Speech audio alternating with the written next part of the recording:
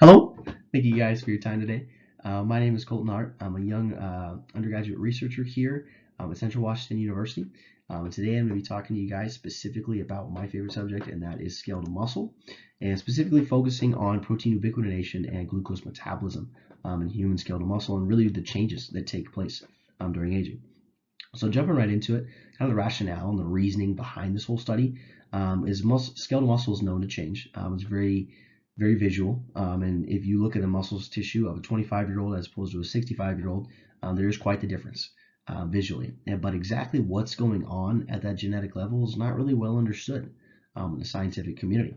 And so, really, what this study, the aim of this study, and what we hope to get out of it, is to identify specific biological processes that change throughout skeletal muscle and the natural course of aging, and what we can do about it, and exactly where research in the future can be focused to kind of halt or slow down these changes.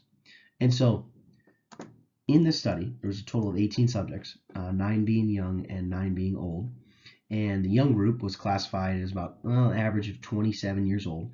And then old was classified as about an average of 68 years old. And so about a 40-year difference between the two, which is quite large, and that's a long time for skeletal muscle to change and age throughout the natural course. So gave us a good window of what exactly a 27-year-old would look like and a 68-year-old. Two distinct varied populations gave us a good shot. So specifically, each of those individuals received a muscle biopsy, and a muscle biopsy of specifically the vastus lateralis on the outside part of the quad. And so of all of those subjects that received a vastus lateralis muscle biopsy, we identified 20,000 total genes between the group of 18 individuals, and 749 of those 20,000 genes were considered downregulated and differentially expressed between older and young individuals. And so I want to take your attention over here to the volcano plot on the right side of the results section. And so you see two different color dots, red and a blue, and red representing the upregulated and blue representing the downregulated. And this presentation is specifically going to focus on the downregulation as there's too much to cover in one PowerPoint. So of the 749 downregulated genes, 136 of them were specifically associated with the biological processes. And those biological processes were then added into the scatter plot, the lower left corner down here. And the text is kind of small. However, the significantly expressed genes that were, that were differentially expressed but had significant changes are in the upper left corner.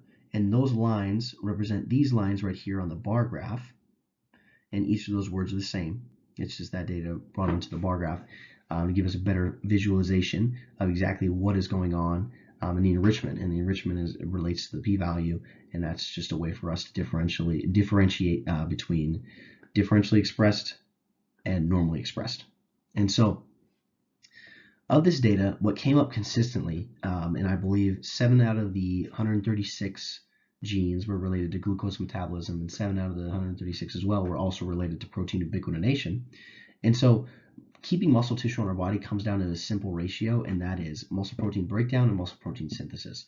And protein ubiquitination has to do with muscle protein breakdown. And so it's super important that we keep that ratio up, especially as we age, because we know that skeletal muscle dissipates quickly. And so also in tandem with that, glucose metabolism, the ability for us to utilize the most readily available energy source in our skeletal muscle, is super important, especially as we age. And so by no means does this study say that protein ubiquitination and glucose metabolism are directly responsible for the natural course of aging. However, a couple conclusions that we came out with the study is that we've identified these several genes, and we've identified that these two are really kind of the main culprits of what we've seen so far. And so further research in the scientific literature is needed to really understand exactly what's going on in data, but specifically focusing on protein ubiquitination and glucose metabolism could be of use for us in the future for therapeutic interventions and possibly halting or slowing the natural course of aging. Thank you guys for your time. That is all I had for you today.